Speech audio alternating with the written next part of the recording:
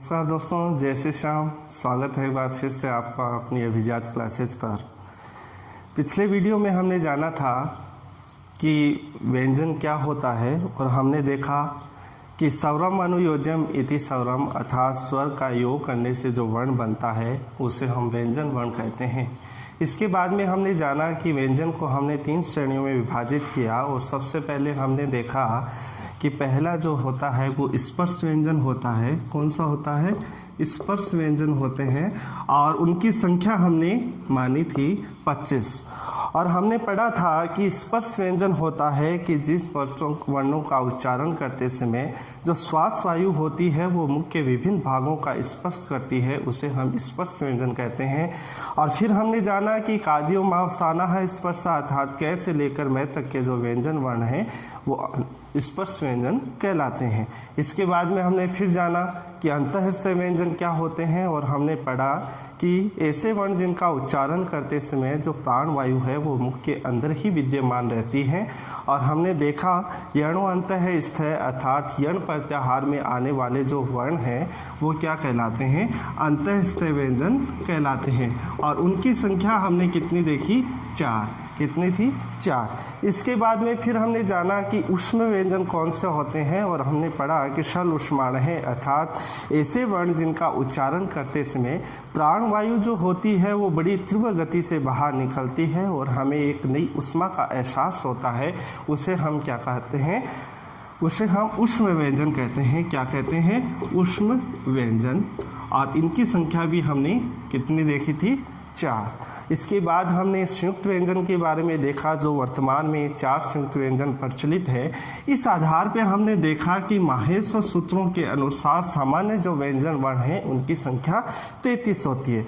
अब हम बात करते हैं कि माहेश्वर सूत्रों में जिस तरह से हमने देखा कि स्वर 9 होते हैं सामान्य रूप से, लेकिन पाणिनीय शिक्षा के अनुसार स्वरों की संख्या 21 या 22 मानी गई है। इसी प्रकार से हम जानेंगे कि सामान्य रूप से व्यंजन वर्णों की संख्या 33 होती है, लेकिन पाणिनीय शिक्षा के अनुसार ऐसे और भी ऐसे वर्ण हैं जिनका हम संस्कृत व्याकरण में प्रयोग में लेते हैं। तो सबसे पहले हम बात करेंगे तो एक शब्द है अयोगवाह। हम जानेंगे कि ये अयोगवाह वर्ण कौन से होते हैं। तो सबसे पहले बात आती है अयोगवाह। तो इस शब्द के अंदर ही इसका अर्थ निहित है, छुपा हुआ है। अयोगवाह, अयोग, अयोग मतलब जिसका योग नहीं किया गया है, अर्थात किसमें नहीं किया गया है? माहेश्वर सूत्रों में जिसका योग नहीं किया गया है। और लेकिन फिर भी वाह मतलब उनको हम प्रयोग में लेकर आते हैं या व्यवहार में हम संस्कृत व्याकरण में उनका प्रयोग करते हैं। ऐसे वर्णों को हम क्या कहते हैं? अयोगवाह कहते हैं। या हम कह सकते हैं कि ऐसे वर्ण या चिन्ह जिनका पाठ सामान्य वर्णमाला में नहीं किया गया है, फिर भी हम उनको लेखन के आधार पर उनका प्रयोग करते हैं, ऐसे वर्णों को हम अयोगवाह कहते हैं। तो चलिए बात करते हैं अयोगवाह क्या होता है। तो कह सकते हैं कि जिनका, क्या कहेंगे? जिनका माहेश्वर सूत्रों में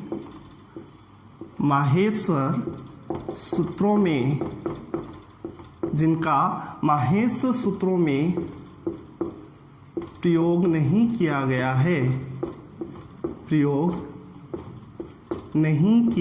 है, जिनका माहेश्वर सूत्रों में प्रयोग नहीं किया गया है, फिर भी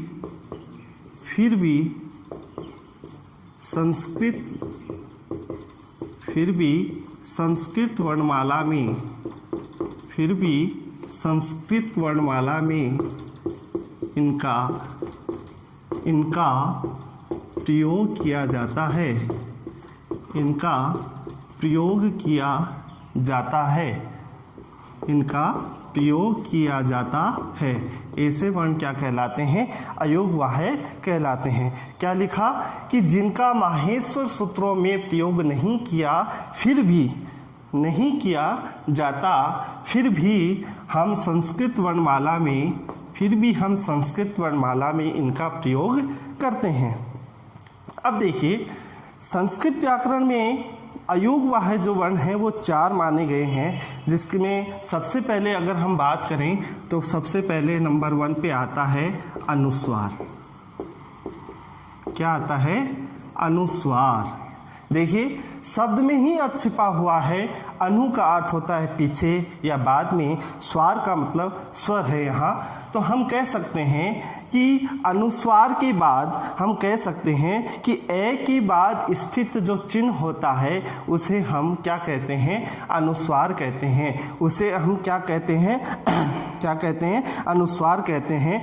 हम कहेंगे कि ए के बाद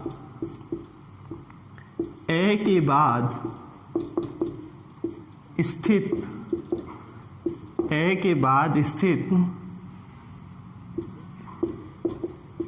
इस चिन्ह को, इस कौन से को, इसको कह दें, इस चिन्ह को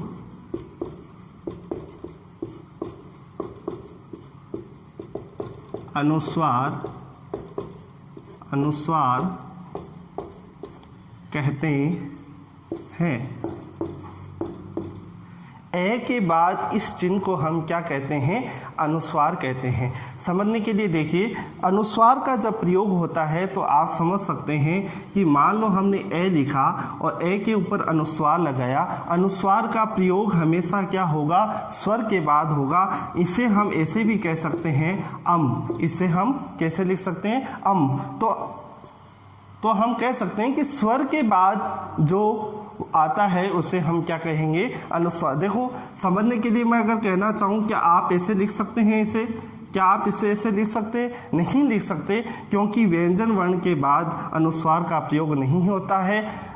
ठीक है, आगे हम देखेंगे दूसरा विसर्ग। दूसरा कौन सा होगा? विसर्ग। दूसरा क्या होगा? विसर्ग होगा। क्या होगा? विसर्ग। तो विसर्ग हम किसे कहेंगे? कि ए के बाद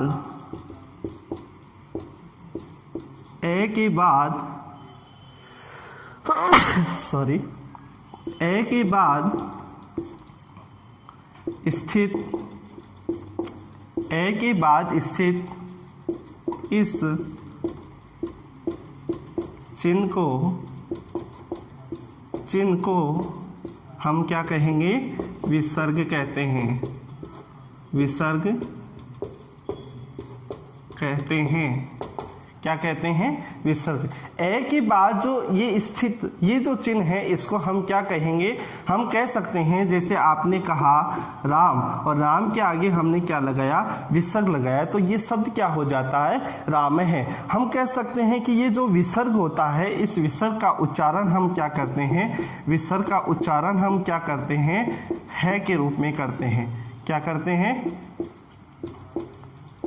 है के रूप में करते हैं। जैसे ये शब्द हुआ राम है।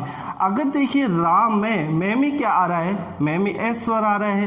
तो हमने क्या किया कि स्वर के बाद, या हम यहाँ पे अगर कहना चाहें तो ये भी कह सकते हैं कि स्वर के बाद जो स्थित चिन्ह होता है उसको हम अनुस्वार कहते हैं, या कह सकते हैं ए, या आप यहाँ पे स्वर भी लिख दें, स्वर लिख दें, ये अच्छा रहेगा, ये ठीक है, कि स्वर के बाद स्थित इस चिन्ह को हम क्या कहते हैं? विसर्ग कहते हैं। तो राम में क्या आ रहा है? ए स्वर आ रहा है, और स्वर के बाद हमने ये जो 2 बिंदु हम लगाते हैं इसको हम क्या कहते हैं? विसर्ग कहते हैं। और इसका उच्चारण क्या किया जाता है। जैसे हम इसको बोलेंगे राम है। क्या बोलेंगे? राम है। यदि आप इसको ऐसे लिखें तो क्या ये संभव है? अर्थात ये नहीं लिखा जाता ऐसे, ये गलत माना जाता है। उसके बाद में अगर हम बात करें तो तीसरा जो अयोगवाह्य वर्ण होते हैं वो कहलाते हैं अर्ध विसर्ग। क्या कहलाते हैं? अर्ध विसर्ग। क्या कहलाते हैं? अर्ध विसर्ग। कह सकते हैं कि विसर्ग का जो आधा स्वरूप होता है, विसर्ग का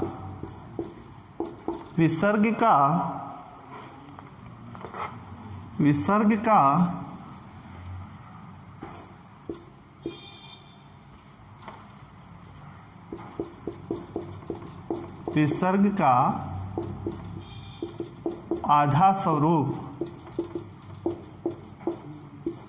क्या कहलाता है?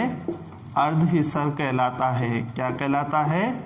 अर्ध विसर्ग कहलाता है। क्या कहलाता है? अर्ध विसर्ग कहलाता है। इसके कितने रूप होते हैं? 2 रूप होते हैं। कितने रूप होते हैं? 2 रूप होते हैं। उसमें हम पहला देखेंगे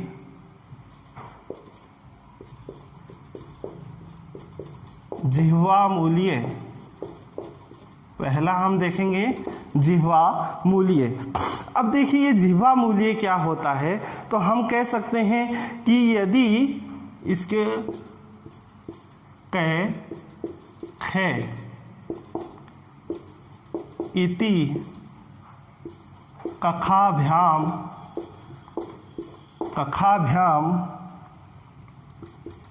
प्राग अर्ध विसर्ग सदृशो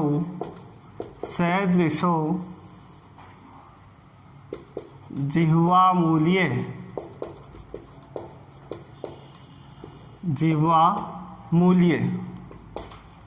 देखिए क ख इति कखाभ्याम प्राग अर्ध विसर्ग सदृशो जिह्वा मूल्य। हम कह सकते हैं कि क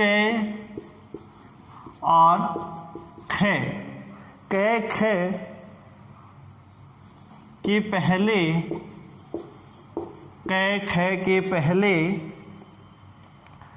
अर्ध विसर्ग के समान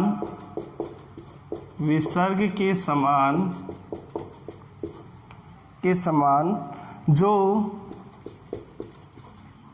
लिखा जाता है उसे हम क्या कहते हैं? जिह्वा मूल्य कहते हैं।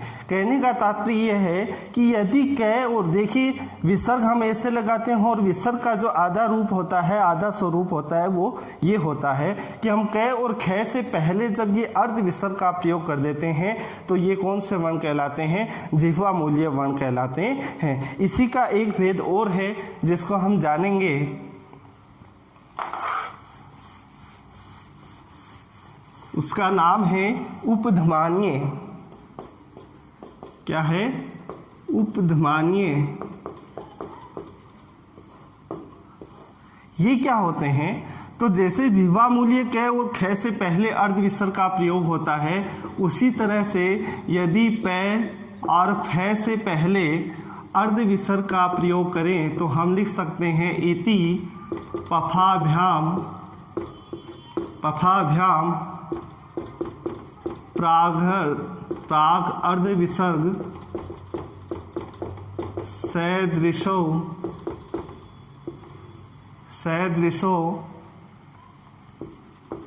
उपधमान्य।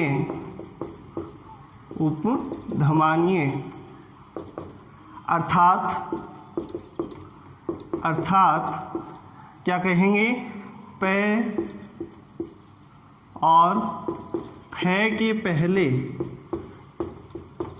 पहले जो अर्ध विसर्ग लिखा जाता है उसे हम क्या कहते हैं? उपधमान्य वर्ण कहते हैं। तो देखिए सबसे पहले हमने देखा अनुस्वार कि स्वर के बाद स्थित जो चिन्ह होता है उसे हम क्या कहते हैं? अनुस्वार कहते हैं। फिर हमने कहा कि स्वर के बाद जो स्थित ये वाला जो चिन्ह होता है उसको हम विसर्ग कहते हैं और इस विसर्ग का उच्चारण हम क्या करते हैं? है करते हैं। उसके बाद में हमने देखा कि अर्ध विसर्ग क्या होता है? विसर्ग का जो आधा स्वरूप होता है वो अर्ध विसर्ग कहलाता है और इसके 2 रूप माने गए हैं। पहला है जिह्वा मूल्य है। कै और ख से पहले जो ये अर्ध विसर्ग का प्रयोग किया जाता है उसे हम जिह्वा मूल्य कहते हैं और यदि पै और फै से पहले जो अर्ध विसर्ग का प्रयोग किया जाता है उसे हम उपधमान्य वर्ण कहते हैं। अब इसके बाद हम बात करेंगे जो इसका चौथा रूप है वो है यम वर्ण। कौन सा है? यम वर्ण। तो आइए बात करते हैं कि यम वर्ण कौन कौन से होते हैं।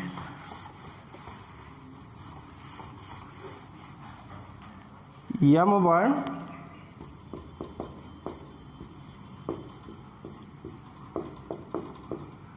देखिए बहुत ही सरल भाषा में इसको समझने का प्रयास करेंगे।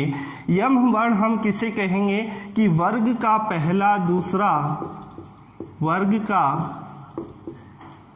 पहला दूसरा तीसरा और चौथा वर्ण हो और उसके बाद में किसी भी वर्ग का पंचम वर्ण हो, किसी भी वर्ग का क्या हो, पंचम वर्ण हो, या हम कह सकते हैं अनुनासिक वर्ण हो, यम गणनम में से कोई वर्ण हो, और शर्त ये है कि इनका कोई द्वित्व रूप हो।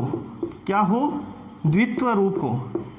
तो हम क्या करेंगे, जो द्वित्व रूप होता है उसको हम यम वर्ण मानते हैं। जैसे मैं एक एग्जांपल दूं आपको कि हमने लिखा क और फिर लिखा क और उसके बाद में कोई भी पंचम वर्ण आ गया न, तो इसके हमने द्वितीय 2 बार रूप लिखे।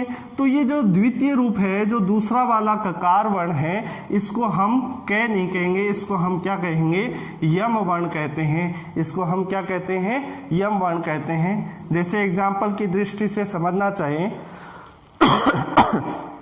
तो पहला है पलिक कनी। पहला एक शब्द है पलिक कनी। क्या शब्द है, पलिक कनी। इसको बड़ा कर दो, सॉरी, शब्द है पलिक कनी। तो इसमें जो देखना, अब ये जो ककार वर्ण है ये 2 बार आया है और दोनों बार आने के बाद इसके आगे जब पंचम वर्ण आया है, कौन सा वर्ण आया है, पंचम वर्ण आया है। तो इसका जो ये द्वितीय रूप है, ये जो द्वितीय ककार है, इसको हम क वर्ण नहीं कहकर हम इसको क्या कहेंगे, यम वर्ण कहेंगे। क्या कहेंगे, इसको यम वर्ण कहेंगे। तो हम कह सकते हैं कि इसमें द्वितीय जो ककार है ये क्या है, यम वर्ण है। क्या है, यम वर्ण है। क्या है दोस्तों, यम वर्ण है। इसी तरह एक एग्जाम्पल अगर हम वो लें तो चखक नतु। चखक नतु क्या है, चखक नतु। इसमें भी जो द्वितीय खकार वर्ण है ये क्या है, इसको हम यम वर्ण कहते हैं। क्या कहेंगे, यम वर्ण कहेंगे। इसी तरीके से एक शब्द और लें तो क्या होगा, अगग्नि। क्या है, अगग्नि।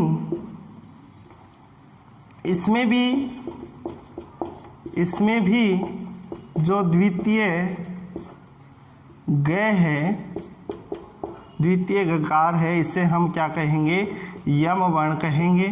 और इसी तरह से हन धातु का हम प्रथम पुरुष में बहुवचन में लिखते हैं हनंती, जिसका हम यहाँ पे रूप लिखेंगे घघनंती। इसमें भी जो द्वितीय जो घ है ये क्या है, यम वर्ण है। क्या है, यम वर्ण है। तो इस चीज को ध्यान में रखें। आप कहेंगे कि प्रथम द्वितीय तृतीय और चतुर्थ क ख ग घ क्यों ही लिया, तो जाति के आधार पर जो हमारी जो लौकिक संस्कृत है उसमें इन 4 को ही मान्यता है या ये 4 को ही पढ़ा जाता है। इसके बाद हम देखते हैं, मैंने स्पर्श व्यंजन में आपको बताया था क च ट त पे, और उसमें हमने ह्रस्व ऊ की मात्रा तोड़ के और लिखा कु चु टु तु पु, और उसको हमने नाम दिया था उदित वर्ण। क्या दिया था, इन्हीं से मिलता जुलता हम एक रूप और लिखेंगे और हम लिखेंगे क ख ग और घ, और इसमें भी हमने ह्रस्व ऊ की मात्रा मिला दी और उसके ऊपर यदि इसको अनुनासिक कर दिया तो ये इन्हें हम क्या कहेंगे, यम वर्ण कहेंगे। और इनका उच्चारण हम क्या करेंगे, कुम खुम गुम और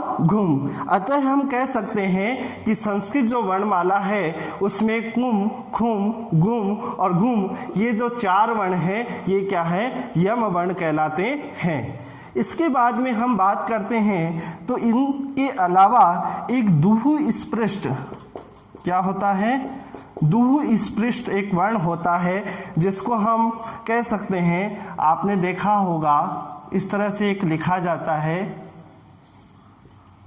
जिसका हम उच्चारण करते हैं अड़य। क्या करते हैं? अड़य। जैसे हम बोलते हैं बावड़ा, मेढ़ा। तो ये जो उच्चारण है, इसका उच्चारण करना बड़ा ही कठिन है, थोड़ा मुश्किल होता है। इसको भी हम संस्कृत वर्णमाला में शामिल किया जाता है। वैसे तो इसका रूप देखने को मिले तो कहा जाता है कि अड़य के बाद में कोई स्वर हो तो हम इस अड़य का क्या कर देते हैं? अड़य कर देते हैं। क्या कर देते हैं? अड़य करते हैं। रीट सीटेट इनके माध्यम से इतना समझना इसको जरूरी नहीं है, सिर्फ आपको इतना ध्यान रखना है। तो हमने आज देखा कि संस्कृत वर्णमाला में माहेश सूत्रों में 33 जो वर्ण बताए गए, उनके अलावा संस्कृत व्याकरण में प्रयोग में लिए जाने वाले जो अन्य वर्ण हैं वो कौन कौन से हैं। अब हम इसको थोड़ा सा हम पाणिनीय शिक्षा के अनुसार हम देखेंगे कि पाणिनीय शिक्षा में महर्षि पाणिनि ने कितने वर्णों की संख्या मानी है, उसको हम थोड़ा सा विस्तार से देखेंगे।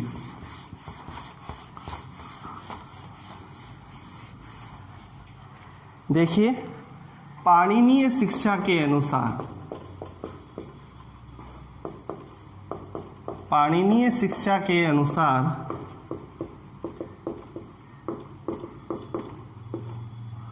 वर्णों की संख्या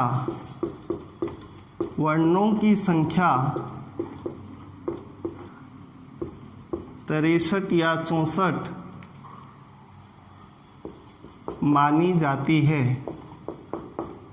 जाती है। अब हम देखेंगे कौन कौन से हैं वो। तो सबसे पहले हमने देखा था स्वर। सबसे पहले क्या देखा? स्वर। स्वर हमने कितने माने थे? महर्षि पाणिनि के अनुसार स्वरों की संख्या मानी थी 21 या 22। उसके बाद में हम जानेंगे कि व्यंजन। अब व्यंजन के अंदर जो स्पर्श व्यंजन है उनको हम कितने मानते हैं? 25। अंतःस्थ व्यंजन जो है, अंतःस्थ व्यंजन कितने हैं? 4। ऊष्म व्यंजन कितने थे? 4। और इसके अलावा आज हमने देखा कि जो सबसे पहले हमने देखा अनुस्वार। तो अनुस्वार की संख्या कितनी हुई? 1। उसके बाद में हमने देखा विसर्ग। विसर्ग की संख्या 1। उसके बाद में हमने देखा जिह्वा मूल्य। क्या देखा? जिह्वा मूल्य। तो इसकी संख्या भी 1 थी। उसके बाद में हमने देखा उपधमानीय वर्णों की संख्या कितनी थी? 1 थी। उसके बाद में फिर हमने देखा यम वर्ण। क्या? यम वर्ण, जिनकी संख्या कितनी बताई थी? 4 बताई थी। और उसके बाद में हमने देखा दुह स्पृष्ट वर्ण, जिसकी संख्या भी कितनी थी? 1। तो हमने देखा स्वरों की संख्या कितनी थी? 21 या 22। और व्यंजन जो वर्ण हैं उनकी संख्या पाणिनीय शिक्षा के अनुसार कितनी हुई? 25 4 29 4 33 34 35 36 40 और 2 42। कितनी हुई? 42 हुई। तो देखिए, यदि आपसे पूछा जाता है कि पाणिनीय शिक्षा के अनुसार स्वरों की संख्या कितनी है, तो याद रखें यदि ऑप्शन में 21 या 22 दोनों दी हुई है तो आपको 21 वाला जो आंसर है वो सही माना जाएगा। और इसी तरीके से यदि आपसे पूछा जाए कि पाणिनीय शिक्षा के अनुसार व्यंजन वर्णों की संख्या कितनी है, तो कितनी होगी? 42। अब अगर हम बात करें तो सामान्य रूप से अगर हम देखें, सामान्य रूप से देखें तो सामान्य रूप का मतलब यहाँ पे माहेश सूत्र। तो सामान्य रूप से अगर देखें तो स्वर कितने थे? 9। और सामान्य जो व्यंजन वर्ण थे उनकी संख्या कितनी थी? उनकी संख्या कितनी हुई? 33। तो सामान्य रूप से यदि माहेश सूत्रों के अनुसार आपसे वर्णों की संख्या पूछी जाए तो टोटल कितने होंगे? 42 होंगे। और यदि यही बात आपसे पूछी जाए कि माहेश्वर सूत्रों के पाणिनीय शिक्षा के अनुसार वर्णों की कुल संख्या कितनी मानी है, तो कितना होगा 63 या 64। और इसमें भी अगर दोनों ऑप्शन दिए हुए हैं तो आपको 63 वाला जो आंसर है वो सही माना जाएगा। तो दोस्तों आज हमने देखा कि अयोगवाह वर्ण कौन कौन से होते हैं और माहेश्वर सूत्रों में जो 33 व्यंजन वर्ण हैं उनके अलावा अन्य वर्ण जो प्रयोग में हम लेते हैं उनकी संख्या कितनी होती है। अंत में हमने जाना कि पाणिनीय शिक्षा के अनुसार कुल वर्णों की संख्या 63 और 64 होती है। सामान्य रूप से स्वर पूछा जाए तो 9 होते हैं, सामान्य रूप से व्यंजनों की संख्या पूछी जाए 33 होती है, कुल वर्णों की संख्या पूछी जाए तो 42 होती है। उम्मीद करता हूँ आपको वीडियो अच्छा लगा होगा। अच्छा लगे तो शेयर करें, लाइक करें, सब्सक्राइब करें। जय श्री श्याम।